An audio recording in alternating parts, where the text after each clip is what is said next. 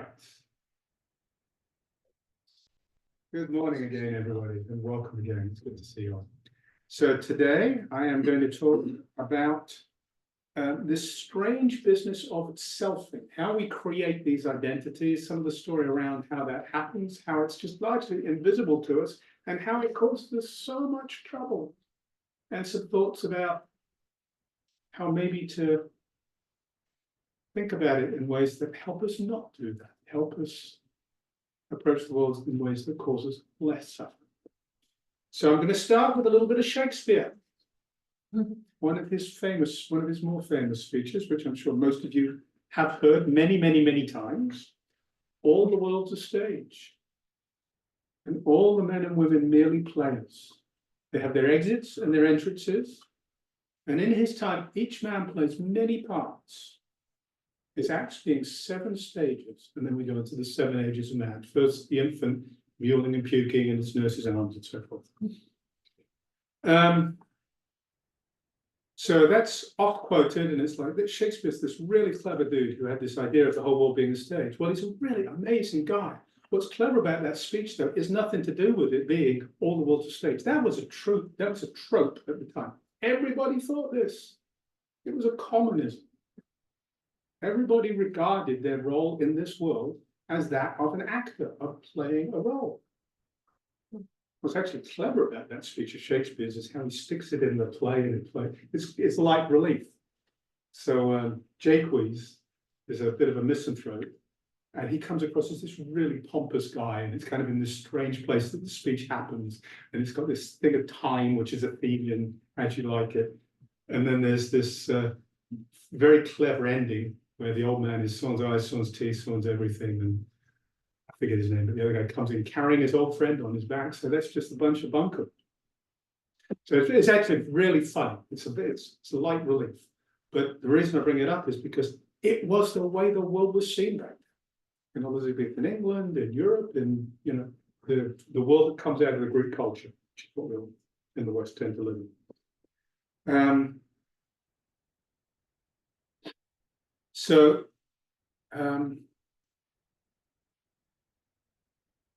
We forget though that we're playing parts. We tend not to think that. When we watch a movie, playing the entertainment game a little bit, you turn a movie on and you watch a movie, and you forget you're watching a movie. You just get absorbed in it. You just forget that there is this gap where there's a me watching a movie. You just get sucked into it. Oh my goodness, it's so exciting. You identify with the players. Take it a bit further, you play a video game, and a lot of video games, most video games, have got some kind of role-playing going, some more overtly than others. But we find ourselves falling into the identity of the role we're playing and just kind of taking that seriously. We forget who we are. We forget that we're back here participating. And this happens in our ordinary, everyday lives all the time. If somebody says, I think that was a really good job. You're great. You're great. Benjamin, that wasn't so good. Oh, how dare you? Barrier comes up. I'm much better than you think I am. So we're falling into this, letting these labels attach to us. Taking praise and blame, the 8 worldly wings. Pain and pleasure, gain and loss, etc. Probably run through the rest of it. But we're taking these as real, taking these as an identity, and they're not. They're just not. If someone praises us, it's evanescent. If someone blames us, it's evanescent. It's not about us. It's a role, and it's actually a role we've been assigned by another person. Why do I have to play a role somebody else assigns me in their story? I don't.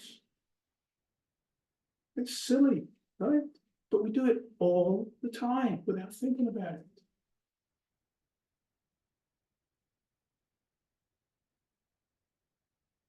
People, fame, and I could always never remember the opposite of fame, but ignominy maybe. But people hold us up as this exalted person who's done a really good job. Prom queen or whatever, right? And it's wonderful. It's just a role a bunch of people have assigned us. We don't have to play that role.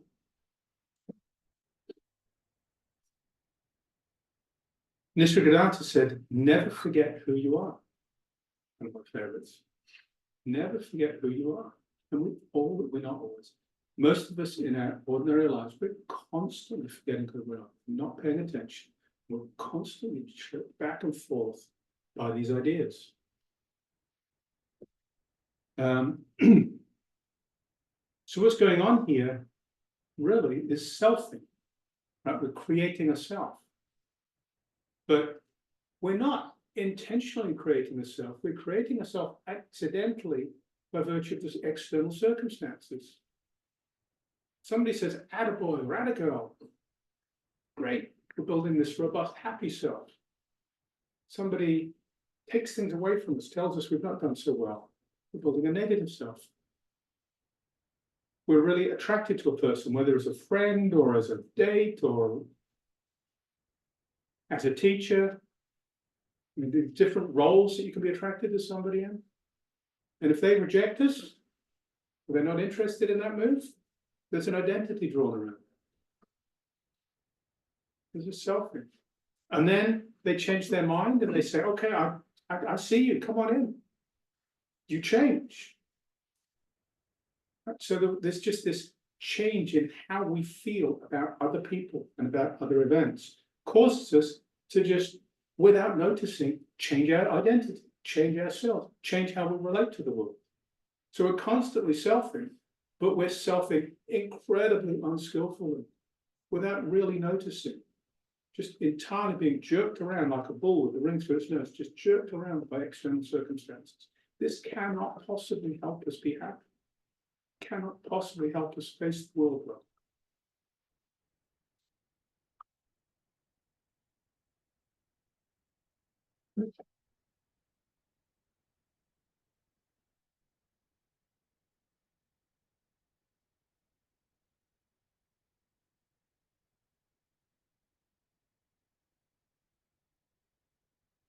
So we are another element of how this selfing occurs. Actually, it goes back to all the world's a stage. One of the things that Shakespeare's doing there, first the infant mewling and puking. Mewling is like the first sounds of babies. And then the schoolboy whining on his way to school. The lovers, furnace sighs, something like that. Woeful ballads. The soldier, strange oaths. These are individuals who are defining themselves, their identity, around words, around language. So all of these elements that I've talked about, how we form ourselves, language comes in and plays a role in this. And as we let language pull us around, that really plays into how this selfing happens. So there's a word in Buddhism which you're all familiar with, prajna. Prajna, wisdom. Wisdom is that which allows us to see clearly, but it's really just clear seeing. Wisdom, this prajna thing, actually points in two directions. So if you think about the way our practice works, we cultivate this practice of self-investigation. And you can look at it in different traditions in different ways. In the Pali tradition, there's this looking at the dependent chain of origination and seeing where our cravings happen and how that's based on feeling tones, in turn based on contact at the sense gates. So there's this investigative approach to unpacking how we assemble the self out of our cravings. And the self comes into existence simply as a result of cravings. This person I talked about who we're attracted to, right? The problem isn't that they don't want to be attached to us in the way we want. The problem is we want that relationship. It's a craving that's the problem. And the identity comes out of not the other person's response or how the other person's behaving. The identity comes out of how we are engaging in craving. So that's in the Pali tradition how this word prajna is really looked at. It's this investigative approach to recognize the fundamental error in creating this identity and once that error is identified and released, there's just nothing there. There's just consciousness that does not land. It's just naked awareness, if you will. In the Mahayana tradition, it's just this clear seeing. It's like, just look at your true nature, see your true face, see your original nature. It's the same thing. It's just looking directly at it without this structured approach. So that's one way that prajna looks, and it's the way that we use it in our practice. The other way that prajna looks is it looks out at the world. It's the same thing. It's just wisdom. It looks out at the world. But when it looks out at the world, if it's not guided rightly, what it starts to do is get into this papancha, this proliferation, this ideation, this daydreaming and creativity, which is beautiful. Oh my goodness, it's beautiful. It's how we make all these wonderful worlds in which we can connect with people and we can find intimate beauty in relationship. So I'm not saying that's a bad thing. The bad thing is that we get caught in this and we don't see it for what it is. We don't see it as a story. So looking out, prajna creates all of this wonderful stuff.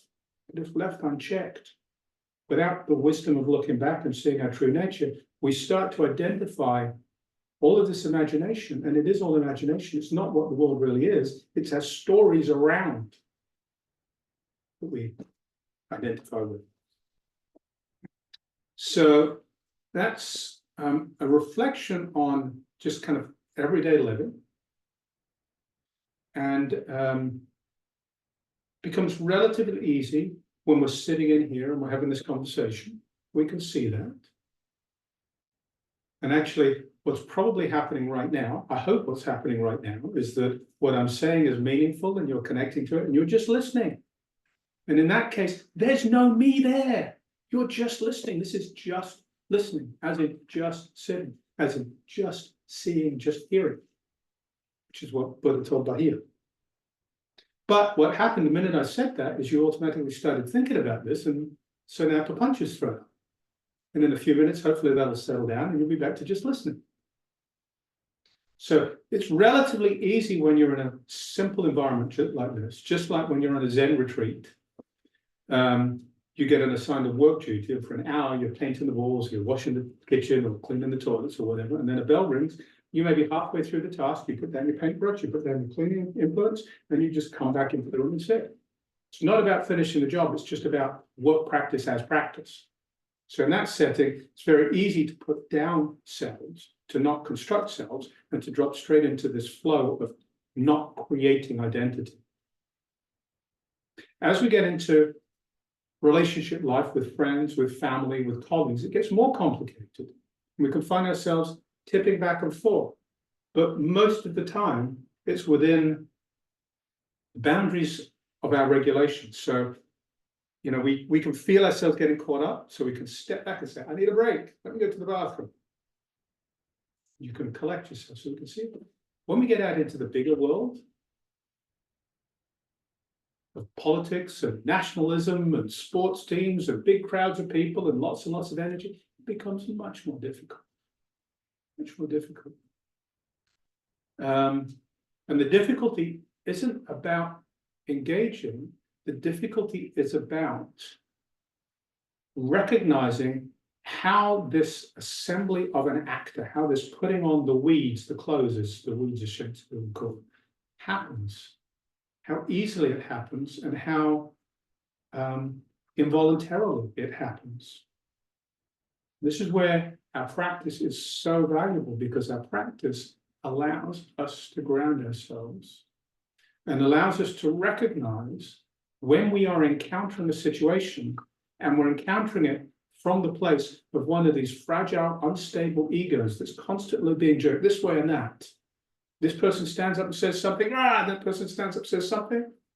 It's just constantly being flipped around by different voices and different energies. So our practice allows us to see that we're in that place where that's happening, and to recognize that if we're reacting, because we are reacting from that place, there's not a calm, considered response. If we're reacting from that place, it's just going to accelerate suffering here, and it's not going to help out there. So we are best served for ourselves and for others by trying to find a way to calm down, to come back to this place of stability, to deconstruct these cells that have arisen. Try and shift how we're engaging. So never forget who you are. The acting is a wonderful, wonderful thing. Let's all go out and act all day long, but remember we're acting. Let's all go out and act, because this is a beautiful play we're in. Each of us is in our own play. Each of us is the master of our own play. With a screenwriter, we get to, it's a movie, not a play. With a Playwright. Thank you. With a playwright and with a director. And we get to play whichever part we want in the play. It's a wonderful thing. Let's all go and play, engage in our plays. And we all want a happy ending. So let's go and engage in our plays to try and create that happy ending. But remember, it is a play. And we are all assuming parts. We get to change the play whenever we want. We get to change the parts whenever we want. We can do all sorts of wonderful things with this. Let's not get stuck in the play.